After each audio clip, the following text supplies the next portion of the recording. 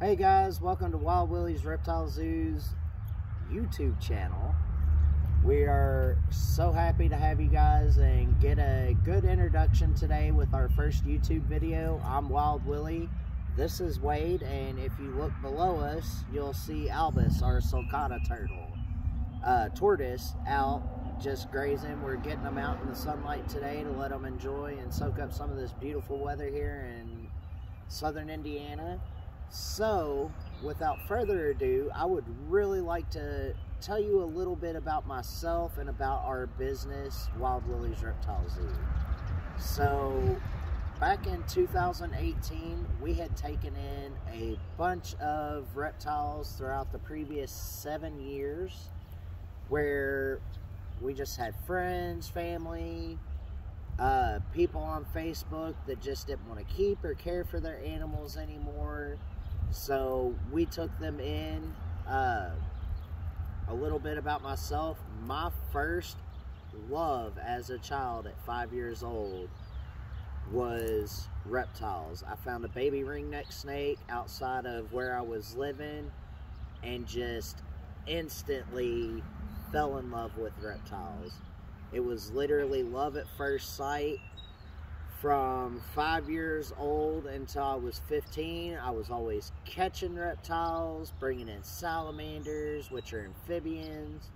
I was, if it was a scaly, cool looking critter, whether it was water snakes, king snakes, rat snakes, literally everything that I could catch, I'd bring it home and get in trouble because, well, my mom, she's not as big of a fan of reptiles as I am. So at 15 years old, I finally was able to start keeping reptiles and kind of grew from there. Just kept one reptile as a pet.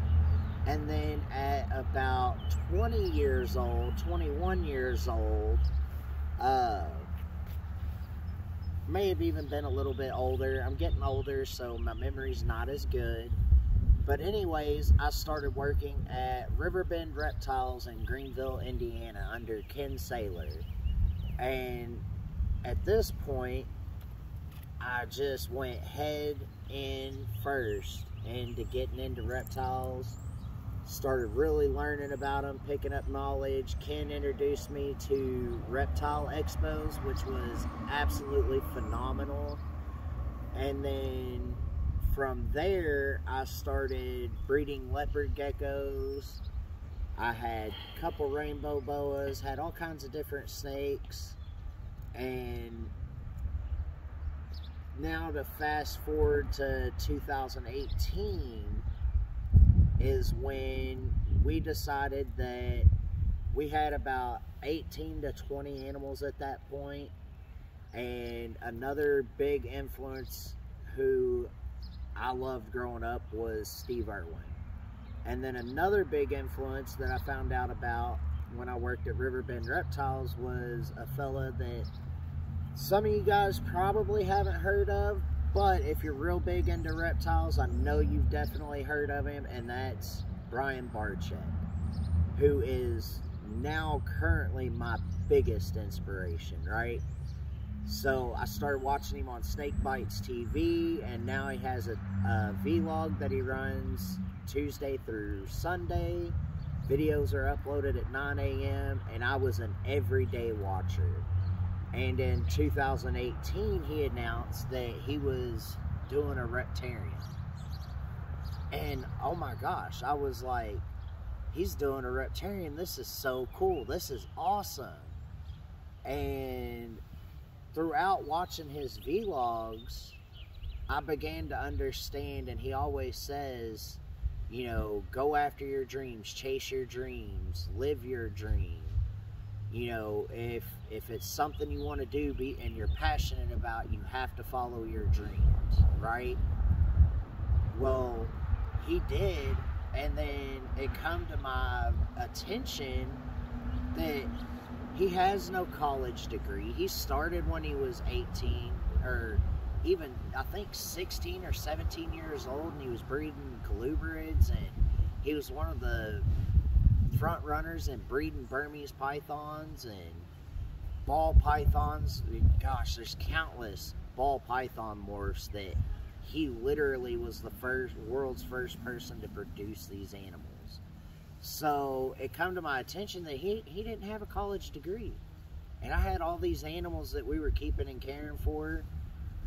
And it come to our attention that in our area, we really needed to have something for people to be educated on these animals. That they needed to be lifelong pets. Or at minimum, most of them live 10 to 15, 20 years. And we were getting all these animals surrendered to us or just asked to take care of them because people didn't know. So in mid-2018, after seeing Brian follow his dream, I started to follow mine. And I went to my wife and I was like, hey, I have this idea, what do you think? And then Wild Willy's was born. It's been an amazing journey so far. We've built it from the ground up, from nothing. I'm super passionate, and she just decided she was ready to go all in with me. So in 2018, I started advertising for doing reptile encounters, Wild Willy's exotic reptile encounters. So 2018, 2019, we just built on it, started adding some more animals, took in more rescues, which is a big part of what we do is we do take in owner surrender animals, and we also purchase animals. We do our research and our due diligence. It's okay, girl. So this is, Wade's a little uncomfortable. She wants to get down and move around. But we started doing all these encounters and started really just building a reputation and starting from the ground up. And then now we have our LLC, and we're now Wild Willy's Reptile Zoo. So where we plan on going, if you couldn't tell by the name of our business, is exactly the way that many other people before me have gone, and that's opening an indoor reptile zoo. It's where you get to come in and get hands-on and get educated about where these animals come from, how to keep and care for them, and how long they live, where you can find them. And we're just really passionate about what we do. Our biggest thing is conservation and care of animals. We love our reptiles. So that's what we're here for. We are just so appreciative of what God's done in our lives and what God's provided for us, because without Him we wouldn't be where we are. We have been able to grow and expand over the last 4 whole years now of operation, that now we're looking at getting a facility in another 4 to 5 years max, and being able to bring something to our area in southern Indiana that is a one of a kind experience. And without further ado, my wife has some questions to ask me from behind the camera, and we're ready to answer them. So we get asked a lot of questions when we go on our reptile encounters. We would not have nearly enough time to answer all of them today, but we picked a few of our most commonly asked. So we're going to answer those for you today. So our first one is, how many reptiles do we have? So right now we are currently keeping 33 reptiles out of our home.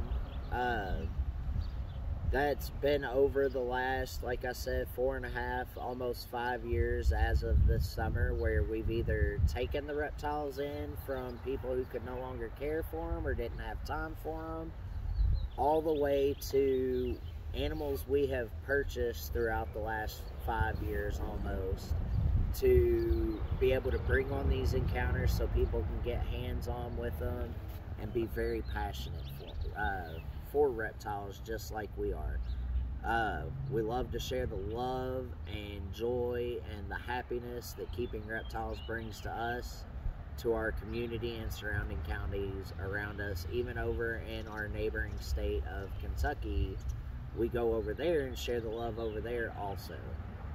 Now, I will add to that, that number has gone up and down so many times over the last several years, right? Absolutely.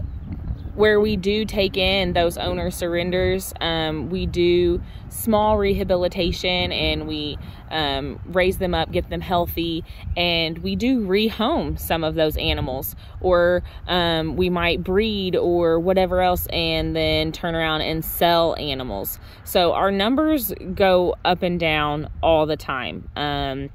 So currently, right now, we have 33. We've at times had less, and at times we've had more. But we did count them the other day, and that's where we're at. So, next question is, how many different species of snakes do we own? So, right now, we have common boas, we have sand boas, we have ball pythons, Burmese pythons, reticulated python, and a Brettles carpet python, and a albino jaguar carpet python that does have special needs. She was born with a deformity in her spine, but she can still eat. She just has to eat smaller meals than normal. So total sand boa, Burmese python, carpet python, ball python, reticulated python. Common boa. That's it. And the common boa. And the common boa. So six. Six species of snake we keep and care for right now. And then our next question, we kind of teased about this on our Facebook page with the picture of the alligator and the crocodile, and it said, well, people ask what's the difference between the alligator and the crocodile, and the picture said, well, the biggest way to tell the difference is one is see you later alligator, and the other is after a while crocodile. So that was just kind of a joke. It was funny. But we do actually get asked that question a lot, because a lot of people get confused as to whether Wade here is an alligator or a crocodile. Now, she is, in fact, an American alligator. So today we're going to actually answer that question for you. What is the difference between an alligator and a crocodile? So, first and foremost, there's only two species of alligator on the planet. That is the American alligator, which is Wade here, and then the Chinese alligator, which stays much, much smaller, gets only up to about 6 foot. But if you'll move in here and take a closer look, the first thing I can show you is with alligators, they have a much broader snout here than what crocodiles do. And then, of course, the next telltale sign is that only their top teeth stick out of their jaws and snouts. Whereas crocodiles generally have more slender snouts and more narrow, as you would say, and their top and bottom teeth stick out of their jaws. So that's the easiest two indicators to tell a crocodile and an alligator and the difference between the two. All right. So our last question, we get asked all the time. Do we get bit by any of our animals? So, yes and no. There have been no recent bites within the last year or two of Wild Willy's Reptile Zoo. But we have taken bites before. So, I'm going to go ahead and go over a couple little scenarios of where we have taken bites. One of them's actually going to be my lovely wife, who's behind the camera filming right now, story. But one of the worst bites I've taken, and that's even including the alligator, was from my pearl Burmese python. She is a hypoalbino. I think we had her for 2 or 3 weeks max, maybe even less. She was still in her adjustment period. I think we gave her about a week to settle in, and I finally went in and checked on her, got her out, was holding her. She started squirming real fast, and I was trying to just let her get it out of her system, and I come up underneath the front of her head like this, and she literally looked like she was breaking her neck, and she food responsed, bit my finger. Now you may be asking yourself, what is a food response bite?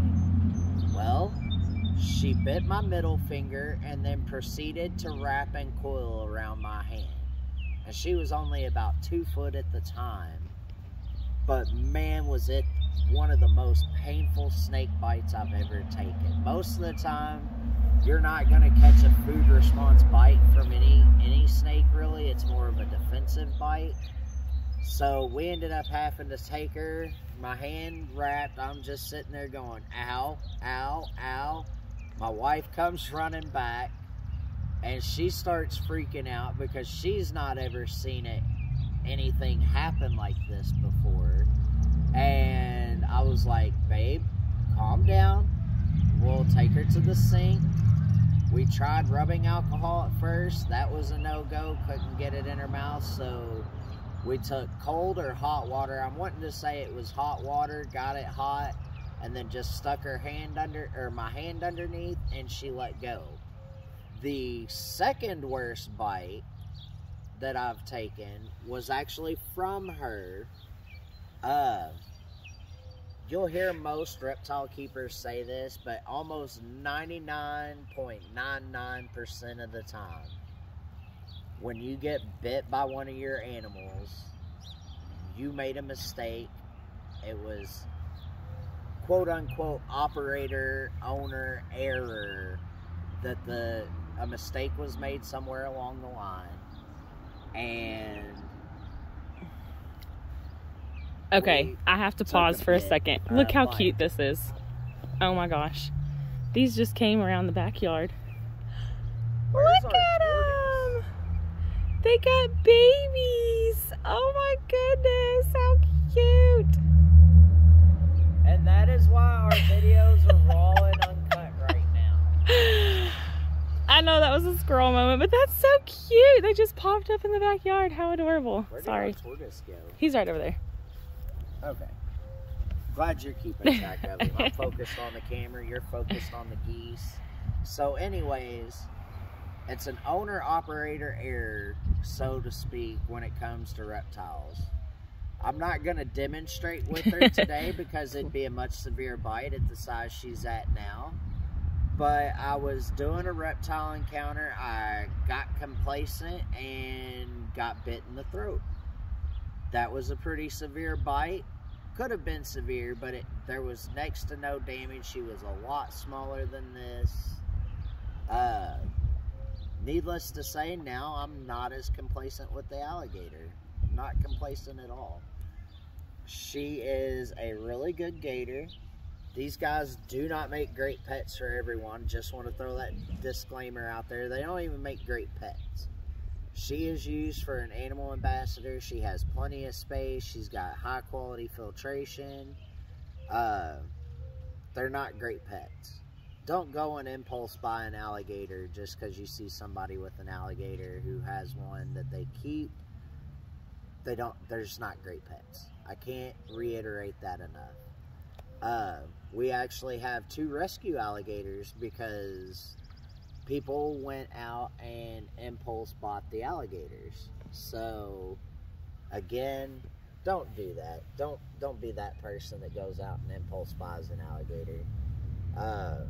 Also, another good bite that happened, which coincidentally was my lovely wife Katie's first reptile bite, was Thor, and I'll let her take that away on that one. So we target train our animals. If you saw our TikTok video recently, we actually showed target training with Thor. We had recently just started his target training. This was several years ago. And I reached in his enclosure without... We do tap training as well. We did that for a long time when we started the target training process. The tap training is where we just tap on them, let them know, hey, we're coming in. This is not food time. And I had to change out his water, and I thought, oh, I can get in and out real quick without him getting me. Well, I should not have ever attempted that. I should have been smart and continued with our training, because I reached in and he jumped up to bite, thinking I was giving him food. So I took a bite. It was completely my fault, but it was the most painful thing I think I've ever felt. It was intense. Thor is our Savannah monitor. They have, if you know anything about them, they have little bitty tiny, super sharp serrated teeth. So it was not a fun bite. Whenever he bit the first time, he jumped back up and bit a second time. So he got my hand twice, the same hand, same fingers.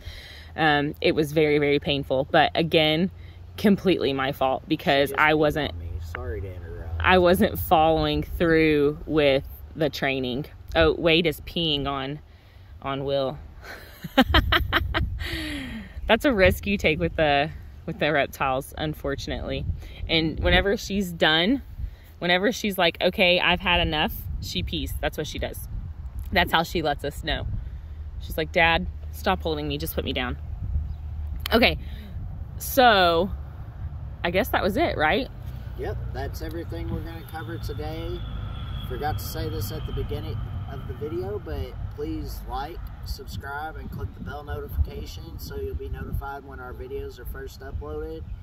We can't wait to get further into this YouTube adventure. It's really new to us. I know I'm been a little bit nervous today and stumbled over my words, but I promise things will get better. This is Wild Willy checking out, and we'll see you in the next one.